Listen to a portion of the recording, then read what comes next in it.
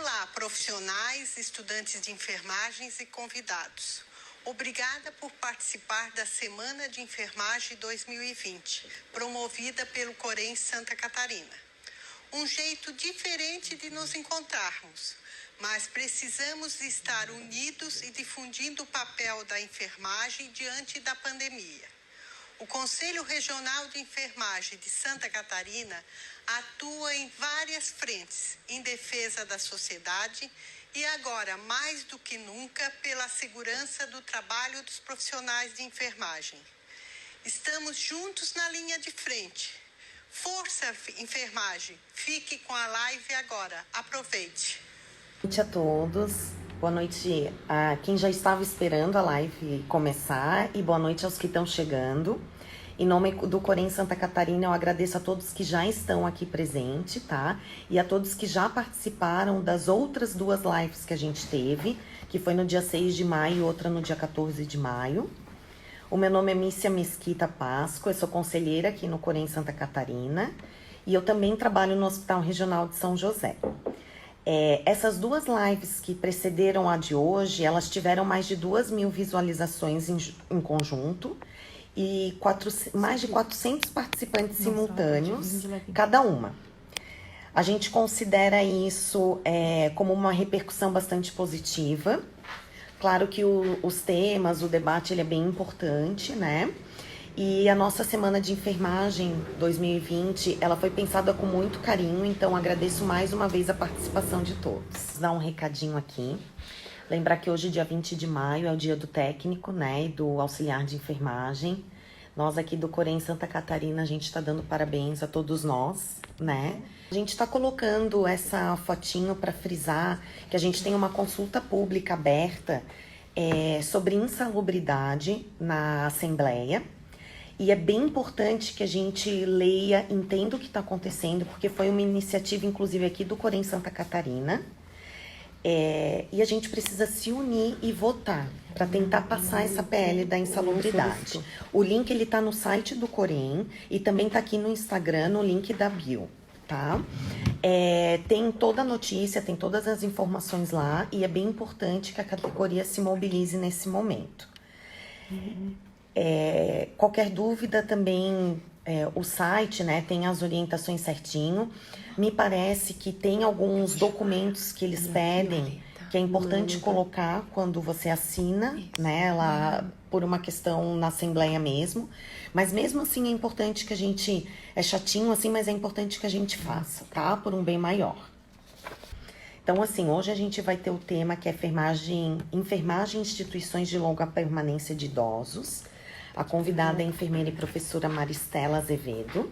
A Maristela ela é enfermeira, mestre em saúde e gestão de trabalho. Ela é especialista também em saúde da família, especialista em estomaterapia e já foi presidente da Associação Brasileira de Enfermagem na seção aqui de Santa Catarina. Oi, Maristela, boa noite. Oi! Que bom tudo falar bem? contigo, tudo bem? Eu já fiz a tua apresentação, tá, Maristela? Acho que tu estavas tentando entrar ainda com a gente aqui. Mas já passei para o pessoal que o tema é enfermagem em instituições de longa permanência de idosos, tá? A gente vai combinar aqui contigo, Maristela, aqui uns 15 minutinhos antes de acabar a live, eu te dou um toquezinho para a gente poder daí responder os comentários, as perguntas, pode ser? Sim, fica à vontade. Então tá. Muito obrigada, tá? Por participar. Saudade, agora não tem estágio, eu tô te vendo pouco, né? Lá no... Pois é. Eu tô com muita saudade. Queria estar trabalhando. Eu sei. Mas então tá, a palavra agora é contigo, tá, Maristela? Bom, então, primeiramente, boa noite a todos, né?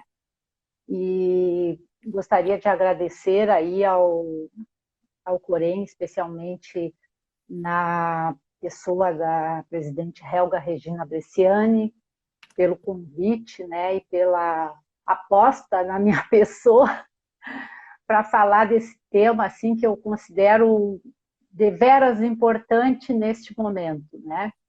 Essa semana a gente teve algumas outras lives também na Estácio, onde eu dou aula, né? e falando com as colegas da vigilância, a preocupação de todos em relação às instituições de longa permanência. Porque diferente das pessoas que têm uma creche, uma escola, uma universidade, uma loja, um salão, enfim, vários outros setores da economia, elas fecham, né, e vão embora. E as instituições não. Aquela casa é a casa dos idosos.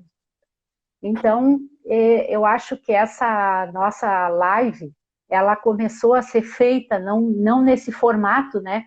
Porque essa nossa ideia já vem sendo, assim, alinhavada desde 2018, quando eu e a Helga começamos a fazer algumas oficinas no estado, em Criciúma, em Blumenau, em Joinville, em vários outros locais, a respeito das instituições de longa permanência, porque todo mundo sabe que elas, ao longo dos anos, se proliferaram, né, de alguma forma, muitas instituições foram criadas, e a legislação, apesar de já existir, teve que correr atrás, né, do prejuízo em relação a isso. Então, existem pessoas, claro, bem intencionadas, existem lugares maravilhosos. Eu sou testemunha porque dou aula em instituições de longa permanência aqui no estado. Os meus alunos fazem a aula de gerenciamento e enfermagem em instituições de longa permanência. E então a gente é testemunha mesmo das dificuldades, das condições todas pelas quais elas passam. Então, eu gostaria de agradecer a todos, né, a presença, que ao vivo é tão mais fácil. Eu pensei agora há pouco, assim, meu Deus, como é difícil entrar numa live, né? No auditório tinha 800 pessoas, a gente nem se preocupava, mas aqui parece que está falando diretamente, apesar de estar tão distante para cada um. Então, agradecendo, né, eu queria trazer um dado da Fundação Getúlio Vargas, recente agora, de 2020, né, falando que, em relação à letalidade do Covid, é 13 vezes maior em idosos acima de 80 anos. Então, só por esse dado, a gente já teria uma grande preocupação com essas pessoas que estão em condições de moradia coletiva, casa geriátrica, asilos, enfim, né? Porque é muito grande a letalidade nessa faixa etária, por todas as condições que essas pessoas têm. Bem, então, eu fiz um pequeno texto aqui. A gente sempre tem que ter uma colinha, né? Mesmo o professor tem que ter uma colinha aqui para não esquecer. E depois eu já estou quase partindo para as casas de longa permanência também, já estou olhando as minhas, né? Então eu já me dou o direito de ter alguns lapsos assim, né? Então, eu já sei até o meu lugarzinho. Então, a gente sabe que a realidade, né, do envelhecimento, ele cresceu muito. Nos países desenvolvidos, eles tiveram tempo de organização, de como vai cuidar, as assistências sociais, quem vai cuidar desses idosos, de que forma vão cuidar, como se financia o cuidado ao idoso, né? Que realmente é diferente de outra faixa etária da população. E eles, ao longo dos anos, tiveram esse crescimento mais lento e o tempo de se preparar. Mas a gente sabe que no Brasil não é assim. A nossa realidade populacional é bastante intensa, né? Tivemos um aumento exponencial do número de idosos no Brasil nos últimos anos, e também por conta da melhora da qualidade de vida, né? A gente teve acesso mais amplo às questões de saúde, principalmente depois do advento do SUS, né?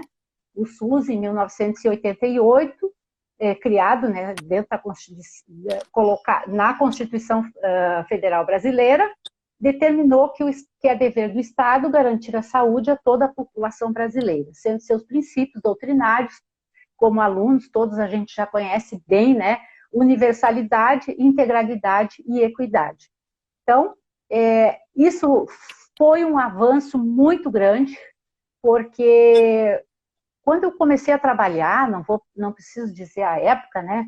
Mas a gente tinha a carteirinha aquela lá do INPS, né? Então, quem contribuía tinha acesso à saúde, né? Tinha acesso, tinha os recursos, e a partir dali, de 88, do SUS, a população toda teve esse acesso. Bom, então, existem, né, obviamente, com esse crescimento, voltaram-se muitos pesquisadores na busca de sistematizar esse conhecimento, produzir pesquisas, né?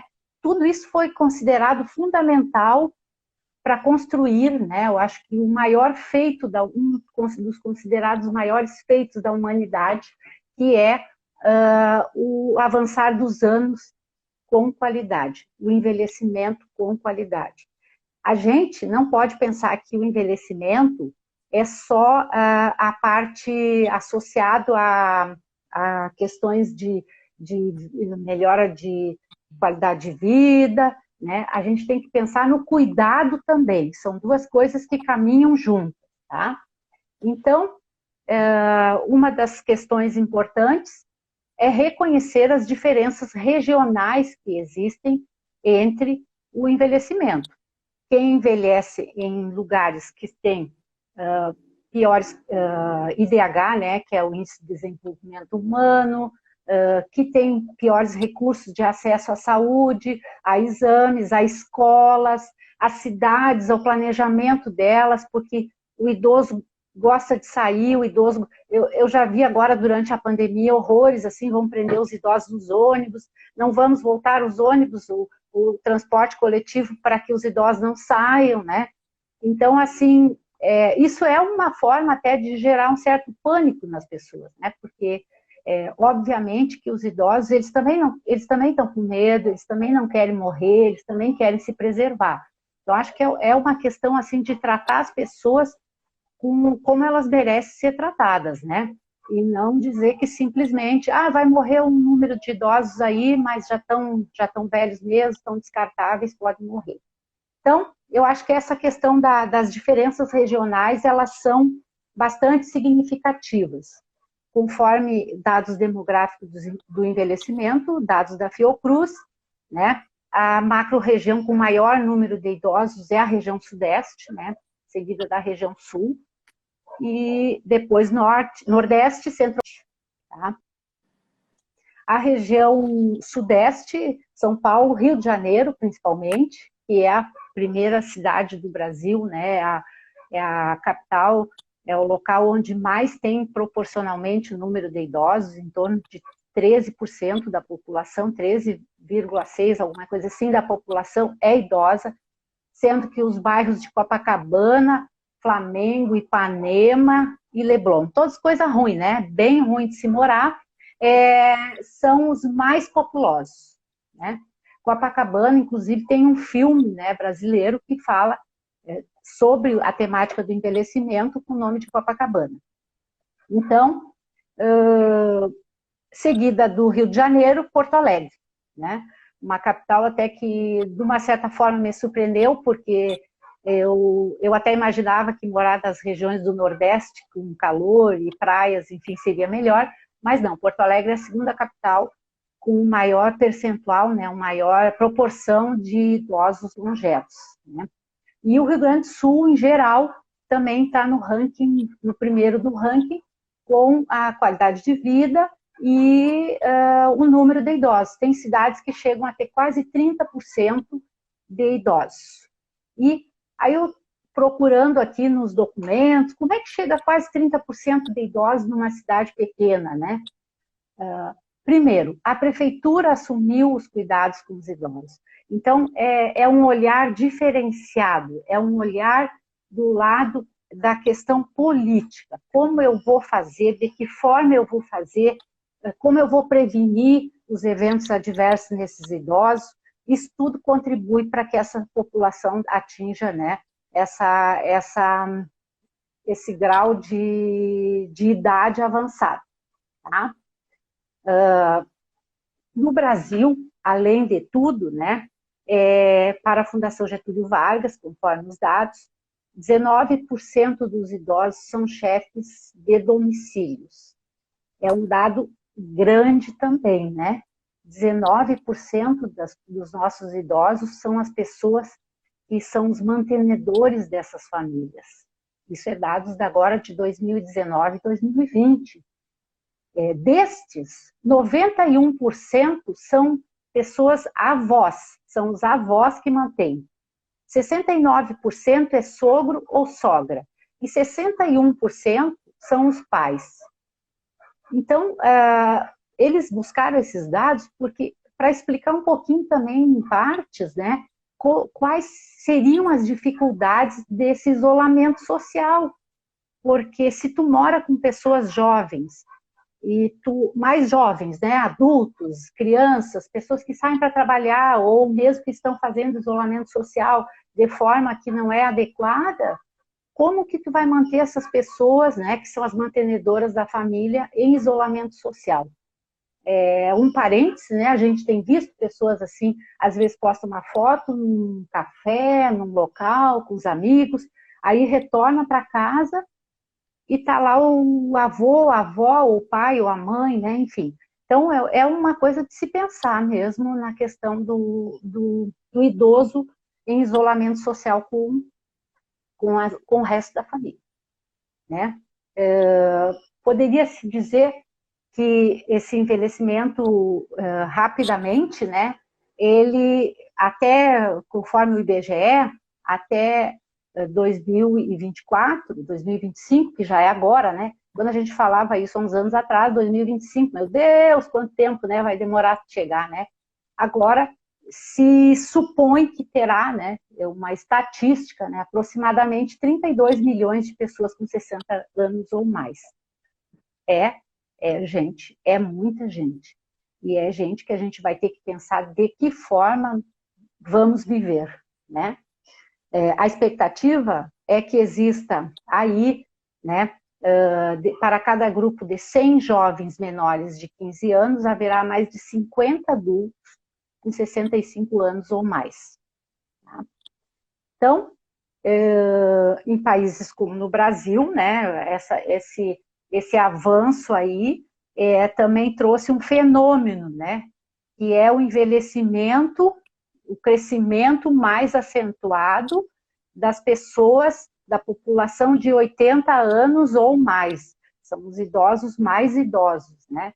Então, também é um outro problema, porque a gente fosse falar bem mesmo, teria um grau a necessidade da vida diária que interferiria na sua dinâmica, né, que vai precisar de ajuda.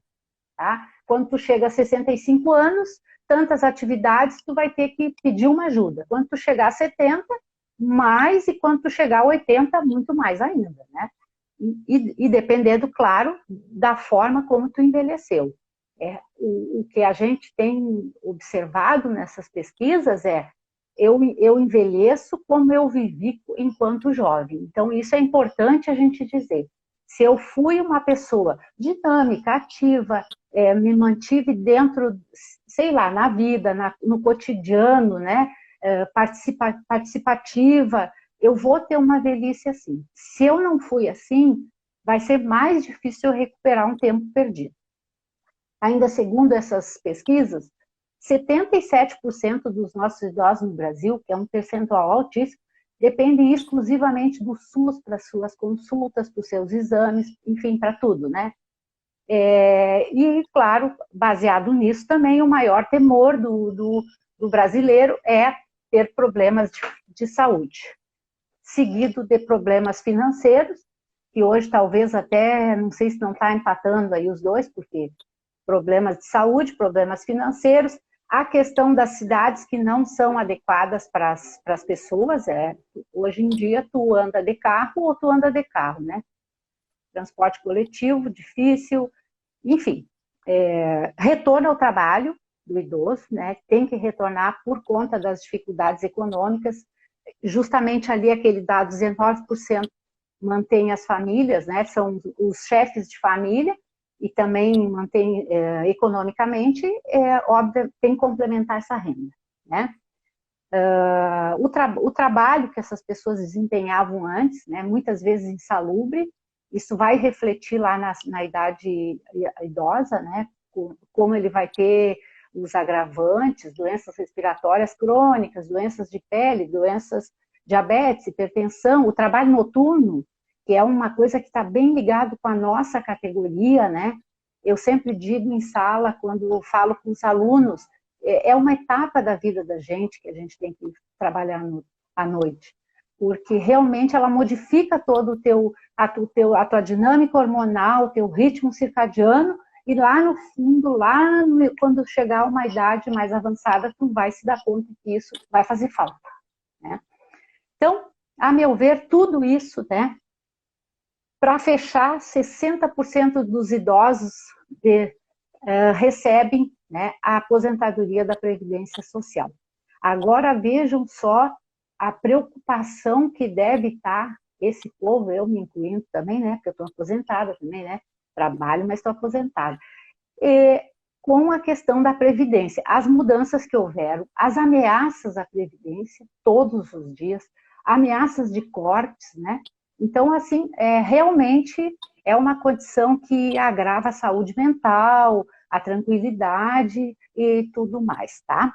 Então, essas questões, a meu ver, vão implicar, né, nisso aí, nessas inseguranças, e a gente, pensando nisso, trouxe, né, como uma missão do nosso conselho, porque às vezes as pessoas perguntam para mim, você é do Corém? Eu digo, não, eu sou o Corém, né? Porque ele está em mim há quase 40 anos, né? A gente diz, eu já vi que todo mundo aqui nas lives não chega até os 40, todo mundo fala assim, quase 40, né? Aí dá um ar menos envelhecido, né? Quase 40, mas assim. Então, essa missão é atuar na normatização, na fiscalização do exercício profissional, na defesa e autonomia da enfermagem em benefício da sociedade. Quer dizer, enquanto eu estou normatizando, organizando e cobrando também desses profissionais, no sentido assim, o exercício profissional ético, né, com ética, com técnica, com ciência, eu também estou beneficiando a sociedade que está recebendo esse cuidado. Perfeito, professora, perfeito. E aí, eu acrescento, qual o papel da enfermagem nessas instituições de longa permanência de idosos? Bem, a instituição de longa permanência de idosos, ela, a princípio, né, e está escrito que ela é um estabelecimento para atendimento integral, institucional, cujo público-alvo são as pessoas com mais de 60 anos. É muito difícil tu ver algumas exceções, assim, por conta de, em um ou outro lugar, por conta de dificuldades, existe uma pessoa mais nova, mas a maioria, né, vamos dizer assim, a totalidade é de 60 anos e mais, né, ou mais, dependentes ou independentes que não dispõem de condições para permanecer com a família ou em seu domicílio. Tá? Então, essas pessoas, essas instituições, elas são conhecidas pelos mais diversos nomes, que carregam até um certo estigma, né? E aí, quando tu vai buscar isso lá na história, lá, já via que asilos seriam os depósitos, né? Depósitos de pessoas velhas, depósitos de doentes, doentes mentais, principalmente, e vários outros tipos de doenças que a sociedade queria se ver livre e jogava lá naquela casa que chamava de asilo. Então, essas denominações, né, abrigo, asilo, lar, casa de repouso, casa geriátrica, clínica geriátrica, tem várias denominações, né? Elas, agora, né, há uns anos, elas passaram a se chamar instituições de longa permanência para idosos, tá? Elas devem proporcionar os serviços na área de assistência social, de medicina, de enfermagem, de psicologia, de fisioterapia, terapia ocupacional, odontologia, entre outras que a casa quiser e puder e tiver condições, né, de oferecer. Tá?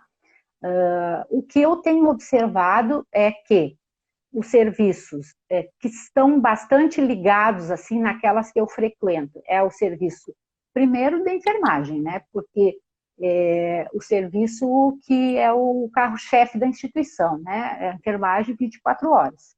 Então, existe a equipe, né? A enfermeira, técnicos ou auxiliares, e os cuidadores que não são da área, não são da área da enfermagem, mas estão presentes também nessa instituição. E as pessoas de apoio, né? Higienização, limpeza, cozinha, lavanderia, enfim.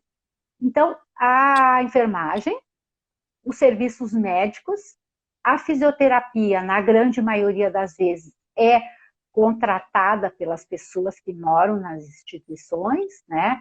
Até agora, assim, ao meu ver, do meu conhecimento, a casa não dispõe do fisioterapeuta, a pessoa contrata ele, né? A família contrata, né? Odontologia, algumas em situações que é necessário, né? Terapia ocupacional, poucos, fisioterapia e psicologia. Então, essas seriam as áreas, né, vamos dizer assim, os serviços que são oferecidos, né, por essas instituições, tá? Com ressalvas, alguns que têm uma condição de filantropia, e aí são um pouquinho diferenciados, tá? Uma das questões que nos preocupa em relação às instituições de longa permanência, né, essa mesmo, a questão da multiplicação de forma desordenada, né, não exercendo aí a sua função, que seria de atendimento ao idoso de forma integral. Hoje já é mais difícil, porque os conselhos profissionais, o Ministério Público, o Conselho do Idoso, o Conselho Municipal e Estadual do Idoso estão muito atentos a essa questão, né? A gente já passou daquela fase de deixar e aquilo se criar, vamos dizer assim, né? Ficar aquela casa durante anos e aquelas pessoas com dificuldade ali, tá? Bom, né, há uns anos já tinha falado que essas casas surgiram, então, como alternativa aos idosos pobres, né, que não tinham aonde se abrigarem, né? Hoje já há diferentes tipos de instituições, cada um com uma filosofia organizacional, inclusive bem avançada, né? Onde estão os ambientes de socialização, os idosos têm espaços de socialização, de valorização da independência, com locais que têm o seu quarto individual, ou no máximo em 2 idosos, né? Autonomia, e eu achei interessante, assim, nos trabalhos que eu li, que algumas instituições, elas permitem que o idoso saia, caminhe, vá no centro, passeie, mas, assim, na grande maioria, tá? Elas são vistas como uma prisão, para ser mais claro, assim, né? Elas são casas fechadas. Existem os dois lados, né? Existem aquela questão da restrição da locomoção, que por algum outro motivo do idoso, e existe a necessidade também de ter esse controle desse idoso, que pode ter uma demência senil, uma condição de piora sozinho na rua, enfim, e ter um evento adverso, né? A casa é responsável por ele. Então, ela tem que cuidar desse aspecto também. O ingresso, então, dessa pessoa na instituição, ele se dá por uma série de fatores, né? E, obviamente, eu acho que uma coisa importante aqui, nas instituições, na forma como as pessoas encaram isso, não culpabilizar a família porque está colocando esse idoso na casa. Muitas vezes, as pessoas, a primeira coisa quando a gente fala em instituição de longa permanência, porque eu vou cuidar, meu Deus, né? Eu sempre faço aquela pergunta assim, você deixaria agora o seu trabalho para ir cuidar da sua mãe, do seu pai, enfim, né? Aí a pessoa fica pensando. Então é um arranjo familiar que mudou muito, tá? Não, a mulher, ela ficava com essa fatia grande de responsabilidade, era ela que tinha a obrigação de cuidar de pai, sogro, avô, quem quer que fosse. Agora já está mudando essa composição, né? O enfermeiro, então, está inserido nesse trabalho, né, de multidisciplinar nas instituições, sendo ele o responsável técnico, né, o enfermeiro assistencial, ele deve estar presente nessa instituição, gerenciando esse cuidado. Isso é importante. Não ser, como diz a minha colega presidente do Corém, Helga, o enfermeiro calígrafo, né? Somente assinar a responsabilidade técnica. Isso é uma coisa assim que a gente tem que colocar muito claramente para que as pessoas entendam que não é porque são idosos que elas não têm que ter a responsabilidade de permanecer. Então, são princípios fundamentais do nosso novo Código de Ética Profissional, né? O cuidado da enfermagem se fundamenta no conhecimento próprio da profissão, nas ciências humanas, sociais e aplicadas, e ele é executado pelos profissionais na prática social e cotidiana de assistir, gerenciar, ensinar, educar e pesquisar. Essa seria assim o nosso grande mote lá na instituição também. Tudo isso aqui pode ser aplicado numa instituição de longa permanência, né? De acordo com a nossa Lei do Exercício Profissional, 7498 de 86, que regulamenta o exercício profissional, no seu artigo 11, inciso 1, encontra-se como atividade privativa do enfermeiro o planejamento, a organização, a coordenação, a execução e a avaliação do serviço de enfermagem. Então, gente, isso aqui é fundamental a gente conhecer e trazer isso, internalizar para o nosso dia de trabalho, tá? Dia a dia.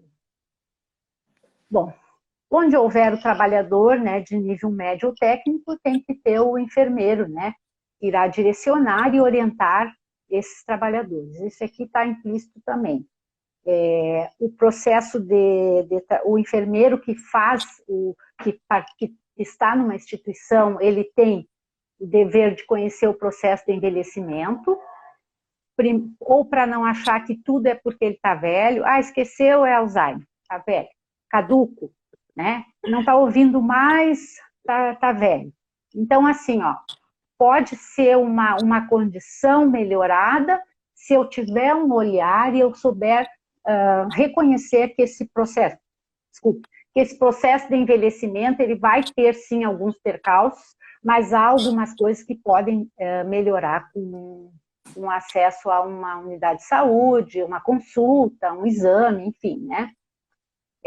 Então, ele tem que reconhecer, saber, entender esse processo de envelhecimento para determinar que ações ele pode, né, fazer para atender integralmente essas necessidades do idoso, né? Expressas e não expressas, porque tem os idosos que são totalmente dependentes, acamados, eles também têm necessidades não expressas de muitas formas, né?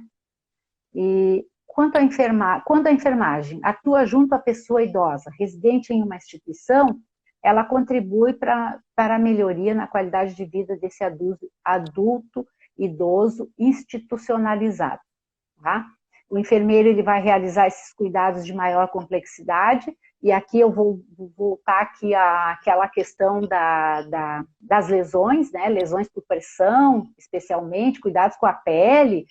É um trabalho do enfermeiro, é um cuidado de maior complexidade que tem que ser avaliado pelo enfermeiro, tá? Atua de forma a administrar ou gerenciar o serviço de enfermagem, prestando assistência educativa de ensino e pesquisa. Bom, vou passar mais rápido aqui, porque senão nós vamos até amanhã falando na questão só do como o enfermeiro deveria atuar, ou deve atuar. Mas eu também reconheço que a gente, quando fala assim na parte teórica, né, e isso aí eu também tenho essa sensibilidade de, quando eu estou conversando com as pessoas nas instituições, entender o lado delas.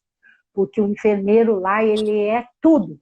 Ele é a mãe, o pai, o cara que compra, o cara que ajuda, o cara que carrega, que vai no médico, que faz o atendimento lá assistencial, que vê a equipe, que acolhe a equipe, que treina. Então, assim, ó, realmente é possível uma pessoa só gerenciar, prestar assistência. É difícil, gente, eu não tenho essa resposta, mas assim, ó, a gente deveria ter tudo isso aqui para fazer o nosso trabalho lá. Mas, humanamente, a gente deveria pensar no dimensionamento desse pessoal, de que forma fazer para que mais pessoas estejam dentro dessas instituições colaborando com esse trabalho, tá? Normalmente, então, a equipe de... Uma coisa importante é realizar a SAI nessas instituições, tá? Isso aí seria chover no molhado, né? Dizer para as pessoas fazer a SAI, para mim, é uma coisa assim. É a nossa profissão, né? A sistematização da assistência de enfermagem, ela tem que ser feita sistematicamente, dinamicamente, para prestar os cuidados da enfermagem, tá? Então, onde tem técnicos e auxiliares, tem que ter um enfermeiro. Os cuidadores também estão inseridos nesse contexto, mas eles só prestam cuidados básicos, de modo restrito, sendo os cuidados de higiene, alimentação por via oral, ficar na companhia desse idoso, promover a movimentação, conforto, e ao mesmo tempo sendo supervisionado, né, pelo enfermeiro, mesmo não sendo esse profissional da enfermagem. O técnico, então, ele tem sobre as suas atribuições várias questões importantes, que é observar, reconhecer, descrever sinais e sintomas, prestar e promover os cuidados de higiene e conforto mais complexos, aferir os sinais vitais, saber as alterações que são inerentes à idade do idoso, né? Programar, orientar, supervisionar as atividades de assistência técnica. Então, atuar na prestação do cuidado direto é bastante coisa também, é muita coisa. E assim, um parêntese nessa questão da equipe, o que eu tenho assistido muito assim nas instituições é que as pessoas acabam, além de técnico, além de enfermeiro, além de cuidador, elas são pessoas que tratam como uma pessoa da família, né? Com um carinho, com amor, com uma diferenciação incrível, elas acabam se transformando naquela referência para aquele idoso durante os cuidados, tá? Professor, e precisamos temer o impacto da pandemia nessas instituições de longa permanência dos idosos? O que a senhora pensa sobre isso? Sim. De forma que está configurada essa organização dessas instituições, sim. Uhum. Por quê? Porque as atividades dessa casa, elas se dão de forma coletiva, né? Não tem como, é uma coletividade. E eu acho que isso é muito salutar. Se o idoso ele ficar isolado, é ruim para ele. Ele tem uma piora no seu quadro todo de saúde mental, enfim, de qualidade de vida se ele está isolado. Então, uma característica boa que eu considero é justamente essa socialização, a coletividade da casa, que é almoçar junto, tá na sala de TV, tá fazendo uma atividade de jogos, né? Alguma terapia ocupacional, as residências são coletivos, os quartos também, de 2 camas ou 3, conforme a necessidade, né, o tamanho dessa instituição, né? Então, isso é um complicador agora, nesse momento, em que a gente está evitando a proximidade, né? Como que a gente vai ficar distante, colocar distante idosos se eles estão dormindo no mesmo quarto, né? Usando as mesmas dependências, né? Então, é bem complicado. Eu acho que essa é uma das coisas. Desculpa. Hoje, a ONU, a Organização Mundial de Saúde, a organização, desculpa, ela nos diz que a condição de 36% das pessoas com 50 anos ou mais, já está colocando 50, né, já diminuiu um pouco, vai ter algum tipo de incapacidade funcional ou alguma dificuldade para realizar as atividades da vida diária, que são aquelas atividades que a gente faz num piscar de olhos, nem pensa, né? Atravessar uma rua, subir uma escada, né? Então, as pessoas vão precisar mais desse apoio.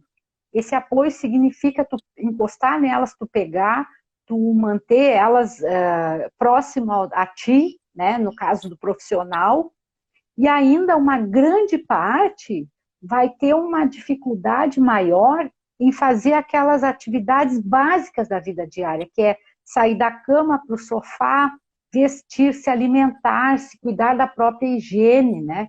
Então, realmente, as instituições, as casas, da forma como elas estão organizadas, é bem complicado a questão da contaminação, né? E no caso aqui pelo coronavírus, né? Conforme dados do Corém, existem no seu cadastro aqui no estado 183 instituições de longa permanência para idosos, né? A gente não falou, mas eu imagino que deve ter mais, até que eu sei do empenho do Corém em fazer essas fiscalizações, em buscar, né? Mas 183 já é um número bastante expressivo, né? Sendo que os maiores problemas encontrados nessas instituições em relação à fiscalização foram a falta de conhecimento, de capacitação técnica e educação continuada, treinamento dos profissionais da enfermagem. Esse é um problema. É aquilo que a gente falou ali, como que o enfermeiro faz todas aquelas atividades e tem mais ainda a responsabilidade, né? Um só, isso que eu quero dizer, não é que o enfermeiro não possa fazer, um só fazer o gerenciamento da casa e mais esse treinamento, capacitação, enfim, né? O que eu coloquei aqui? Eu acho que o momento agora seria de reforçar e orientar a esses profissionais aos cuidados com os EPIs, né?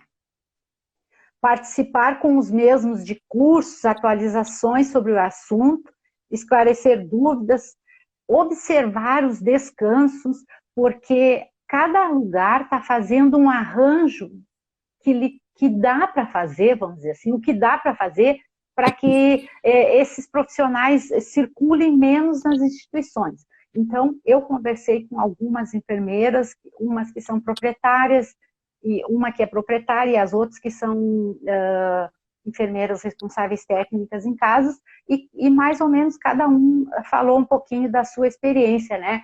Uma que os funcionários vão para casa, aí seguem a questão do isolamento social por conta do retorno, vem de transporte próprio ou vem de carona, né? Uber, né? Enfim, uma coisa que a preocupação dela será no momento em que o transporte coletivo voltar, porque essas pessoas fazem uso do transporte coletivo, né? E como é que tu vai ter pessoas que vão e vêm, né, dentro da instituição, tratando o idoso tão próximo, né, dele. Então, eu acho que uma coisa que aliviaria a tensão nesses momentos seria fazer essas questões mesmo, trazer uma pessoa, de repente, até em estilo assim mesmo, live, eu sei, ou não sei, de outra forma, fazer um grupo ali, meia horinha, conversar com as pessoas, aliviar essa tensão delas, porque realmente é uma situação bem difícil nesse momento, né? Mas deve ser feito. A outra questão é a falta de plano de contingenciamento, né? Então, eu coloquei aqui que achava que, como sugestão, manter uma rotina de entrada e saída na instituição, que eu já vi que a maioria fez, que é chegar na instituição, retirar toda a roupa, trocar a roupa em outro local, e permanecer com o uniforme dentro ou a roupa própria para dentro da instituição, ter horários mais flexíveis, né? E que não venham atrapalhar os momentos de maior necessidade de apoio, como horário de almoço, de janta, de banhos, talvez modificar horas de entrada e saída para que as equipes tenham esse tempo necessário para fazer essas trocas, tomar um banho, enfim, né? E manter a rotina de recebimento de insumos, que são muitos, né? Porque a gente em casa, quando recebe a compra do mercado, da fruta, sei lá o quê, fica a tarde inteira lavando, né? É a pior parte de comer hoje em dia, não é mais fazer a comida, é lavar o que chega tudo, porque demora muito. Então, imagina numa instituição, multiplica isso por 50, por 30 pessoas que vão depender daquela alimentação, material de higiene pessoal, tudo, né? Medicações, né? Deixar apenas uma pessoa, fazer um rodízio de uma pessoa só para recebê-los, né? Que talvez muitas pessoas, instituições já estão fazendo, e orientar a equipe que permaneça o máximo que der distante do idoso, o que também é complicado. Porque muitas vezes eu até perguntei para as colegas como é que elas estavam vendo o idoso, se eles estavam com medo, se eles estavam ansiosos. Elas falaram muito assim, ó, muitos têm um grau de demência senil que não estão entendendo o que está acontecendo. Um ou outro entende, aí a gente explica, mas assim, a maioria não consegue ter o alcance do que é essa pandemia, quais são, por que eu tenho que ficar afastado, né? A questão do uso dos EPIs, esse é um outro agravante também nas instituições. O EPI inadequado foi outra questão que o Corém também levantou nas instituições, né? Eu acho que fornecer esses equipamentos de forma que não venham a faltar, porque senão vai causar estresse, né? A gente fica ansioso quando não tem o material e a gente não vai fazer um cuidado adequado desse idoso. Inclusive, o teu preparo, né? Explicar de que forma se pode usar de forma inadequada vai faltar para todos, né? Realizar rodas de conversa, eu acho que isso aqui é muito importante. Nesse momento de pandemia, eu acho que seria em todos os serviços, teria que ter um momento daquele final, assim, que as pessoas fizessem o que quisessem, assim, pode ser nada, dizer alguma frase, relaxar o seu estresse daquele momento. E o dimensionamento em que a gente já tem conversado aí ao longo desses anos bastante, né, sobre ele, a dificuldade que é como fazer um dimensionamento para uma instituição na qual as pessoas têm uma parte dependente, outra é semi-dependente, outra é totalmente dependente. E que isso aí altera a qualquer momento, né? O idoso hoje, ele internou, ele chegou na casa ele é semi-independente ou independente, na semana que vem ele tem uma queda ou outro evento adverso e ficou dependente. Bom, então estresse, isso aí causa estresse, fadiga, estado mental. Eu acho que manter o quadro adequado de profissionais é imprescindível nesse momento, né? Isso aí é uma coisa bem importante para as casas, tá? Professora Maristela, eu sei que a gente ainda tem bastante coisa para falar. Tu, inclusive, já está no horário. Tu tinha, inclusive, preparado para falar sobre as doenças crônicas no grupo mais suscetível e tal, mas pelo horário eu acho que a gente pode passar para alguns comentários, algumas questões, pode ser? Pode ser. Depois, qualquer coisa, se der para a gente voltar, a gente volta e fala um pouquinho rápido. Sim, querida, sim, não tem problema. Tá certo. Professora Maristela, só para a gente registrar aqui a presença, tá online com a gente também a Ana Paula Lima, ex-deputada estadual. Querida, amada, prazer. A Maiara Rodrigues, que te elogiou muito, inclusive. O pessoal da Qualis, tá? Da UFC Mafra, da terceira fase lá da professora Fernanda, que inclusive é minha colega também. A Ângela Blatt, o Gelson Albuquerque também, que participou da nossa live passada também. Que honra, né? Que honra. Puxa, agora fiquei assustada. Aí teve umas perguntinhas, teve uma da Ana Marcelino, que eu acredito que tu já conseguiu responder durante a tua fala, que ela perguntou qual a importância dos técnicos e auxiliares nas ILPIs, e tu falou um pouco sobre isso, né, professora, até de quais são as atividades do próprio cuidador. Atribuições, né? Técnicos, exatamente. Tem aqui um comentário da Anoca, que é o técnico de enfermagem, ele é essencial para garantir a qualidade de vida desses pacientes. Por isso, precisamos de amor e dedicação nas ILPIs, né? Também. Também, a Neiva também fez um comentário aqui, que ela colocou que precisa melhorar as equipes de enfermagens que estão trabalhando nessas ILPIs. Então, não é porque trabalha numa casa de repouso que não tem que ter essa qualidade, não tem que ter o conhecimento e as atualizações, né? A enfermeira Letícia colocou aqui que é preciso ter muito amor, principalmente nesse período da pandemia. Também ela destacou que é importante ter esses fluxos, né? A Deise também coloca aqui que os idosos... Como que fica? É uma pergunta, tá, professora Maristela? Acho que essa Deise, inclusive, é minha mãe. Que ela coloca que... Que ótimo! Como é que os idosos fazem que não têm condições de ir para as LPIs? Como que esses idosos conseguem ter essa qualidade, né? Nesse momento da vida deles. E também tem...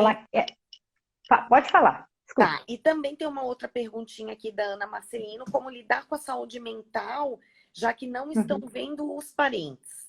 Então, são as duas perguntinhas, né? Como que o idoso consegue ter esse acesso e como que o idoso tem essa saúde mental, tadinhos, que eles não estão conseguindo ver, né? A família no momento. O que o pessoal tem feito, né, é as videochamadas. Tá? Assim, em relação aos idosos que estão em isolamento social.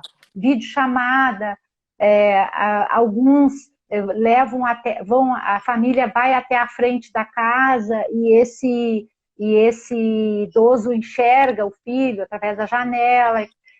Eu vi, isso também foi num outro país, se eu não me engano, foi na Austrália, que eu vi uma reportagem, que eles fizeram tipo uma casinha, com uma parede de vidro e com um microfone, aí a família fica num lado e o idoso fica no outro. Não é uma coisa tão assim absurda, daria até para fazer uma adaptação, dependendo do tempo e de quanto se estender esse isolamento social, que aliás eu acho nas instituições vai ter que ter um procedimento muito mais vamos dizer assim, apurado, né, para voltar à normalidade, que não é a normalidade, porque a pessoa está fora e chega lá, né, e vai abraçar o seu familiar, sua mãe, seu pai, enfim, né, e qual vai ser o risco disso tudo? Então, eu não sei se não seria até uma sugestão para algumas instituições que têm recursos que pudessem fazer essa é uma parede de vidro mesmo, um vidro de blindex, né? E aí a pessoa está do outro lado, está enxergando, está praticamente a 2 metros né, do familiar. Claro que nada substitui o toque, né? O toque, mas eu acho que para preservar essa saúde, o ideal é agora manter esse distanciamento. E aí, através da videochamada, né, do telefone, usar o fone de ouvido, porque fica muito melhor para o idoso entender, né?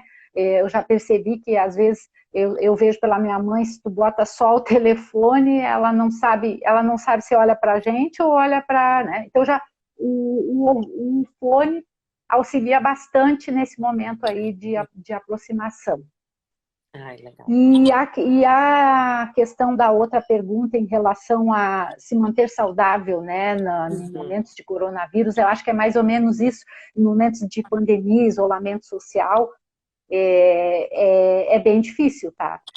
Eu acho que a gente tem que ter durante o dia, assim, uma certa regra, né, de horários, vamos dizer assim, não rígidos, muito pelo contrário, mas de ter um momento de lazer, de sair do computador, da internet, não ver as notícias, se comunicar com as amigas através da chamada de vídeo, que é maravilhoso, a gente descobre que pode fazer a reunião com até 8 pessoas via WhatsApp facilmente. Então, assim, são alternativas que, para o momento, a gente deve recomendar, tá? justamente por isso que a gente está falando aqui, né? São pessoas que têm, não, hoje assim, ó, a composição, vamos dizer assim, a faixa etária idosa, ela está muito, muito bem, né? A gente tem visto que eles fazem atividade física, correm, nadam, leem, participam de cursos na internet, né? Tem Estão muita fazendo gente mais fazendo. atividade que muito jovem, né, professora Maristela? Muito mais. Inclusive, assim, ó, a questão do idoso, eu vou contar aqui, eu não sei, a minha colega provavelmente não está aqui, mas ela disse que a mãe dela só fica no WhatsApp, no Facebook, rede social, com as amigas, aí chega na casa dela, ela tem que dizer, mãe, larga esse celular e vem conversar com a gente. Então, olha só, né? A gente está invertendo os papéis, mas, ao mesmo tempo, a mãe é ativa, é uma pessoa que está por dentro do saber o que está se passando, não inventar, não mentir. Ah, não, isso aí vai passar amanhã, é só uma gripezinha, amanhã já não tem mais nada. Não, isso aqui vai demorar, a gente vai ter muito tempo ainda que a gente vai ter que estar, né, nessa situação. Não, e daí assim, professora Maristela, eu estava falando do recadinho que o Gelson bem nos ajudou a lembrar desse curso que está sendo feito. Uma coisa, Mícia, eu queria que tu ressaltasse que os alunos podem fazer também, né? Esse curso. Ótimo. A gente tem bastante presença de aluno na live. Pois eu é. acho que aqui do pessoal da Qualis, da UNSC, a UFSC, né? Tem bastante gente também que entra. Você desculpa, assim, às vezes eu não consigo ler todo mundo, assim. Não, mas, eu acho que é né, bem assim mesmo, né? a própria Estácio, né, professora Maristela, que tu também Sim. lá. É que a gente também está num momento de semana, está em live nesse momento. Então, assim, fica mais difícil porque ficou justamente essa semana, eu acho diferente, né? Que foi por conta aí que caiu, virou o mundo de cabeça para baixo ou para cima, sei lá, com corona. O que aconteceu? Todos nós tivemos que nos adaptar, né? Mas a gente tem um alcance grande dos alunos, importante também de observar, tá? Eu acho que que essa nova forma de fazer também contribui para que gente que tem lá bem distante daqui possa participar, né? Sim, com certeza, isso é bem importante. E eu estava me lembrando e mandei no nosso grupo aqui dos conselheiros que eu tinha na minha agenda, que inclusive hoje era o nosso prêmio Destaque Enfermagem.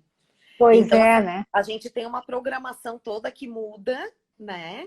Mas que a gente daí tem que se adaptar. E da mesma forma que a gente adapta a nossa rotina, a gente se adapta no trabalho. E por isso que esses cursos de atualização, né? Essa forma que as pessoas estão fazendo e nos ajudando, e essa parceria do COFEM aqui com a UFSC é tão importante. Sim. Porque, inclusive, é uma realidade que é nossa também, né? Então, são cursos que também são oferecidos de forma gratuita, assim. E a Sara colocou aqui para mim que, inclusive, as inscrições elas estão abertas. E pelo site do Corém mesmo, o pessoal consegue já fazer a inscrição. Tá? Sim. Então, tenho aqui algumas manifestações. Agradecendo muito a sua participação, elogiando, tá?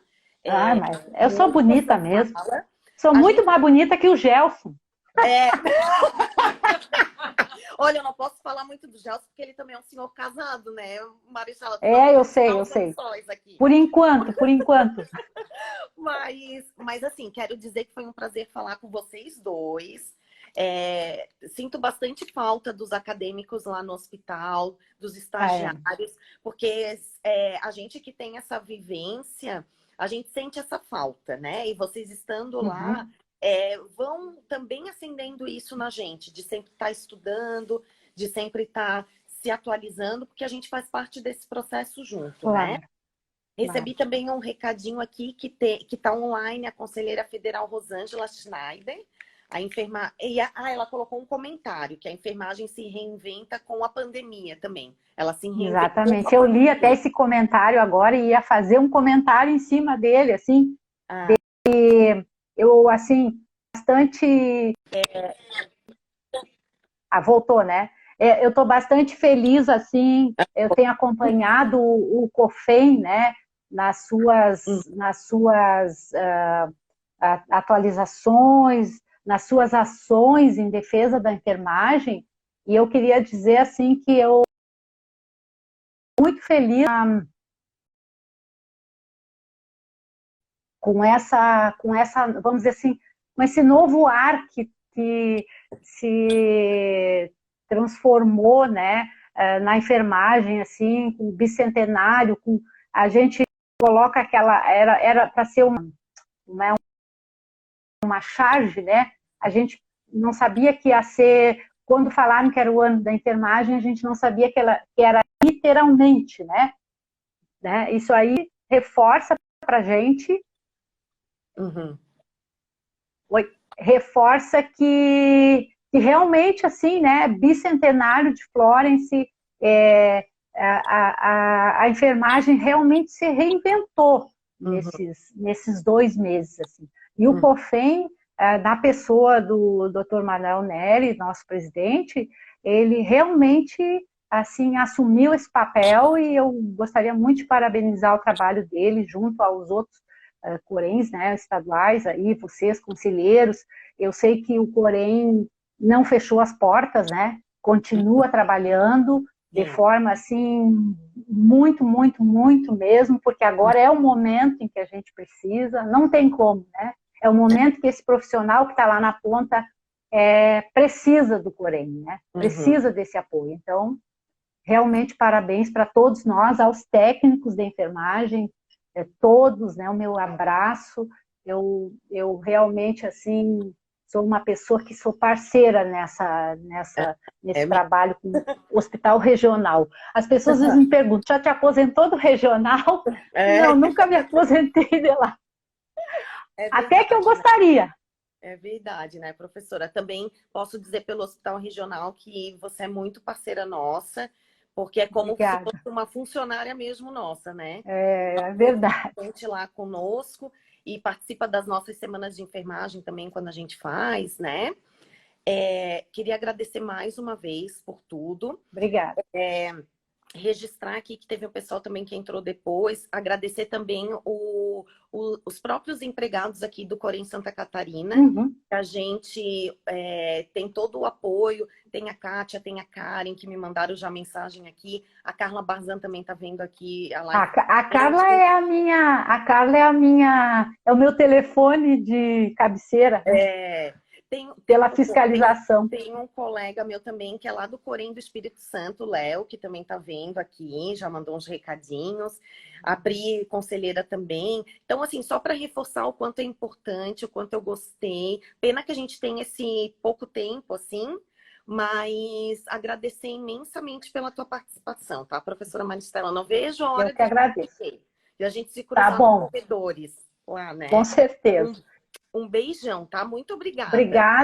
Obrigada por tudo e uma ótima semana pra gente. Obrigada, tá bom? É verdade, para nós. Um beijo. Tá bom. Obrigada a Tchau. todos que ficaram com a gente até agora também.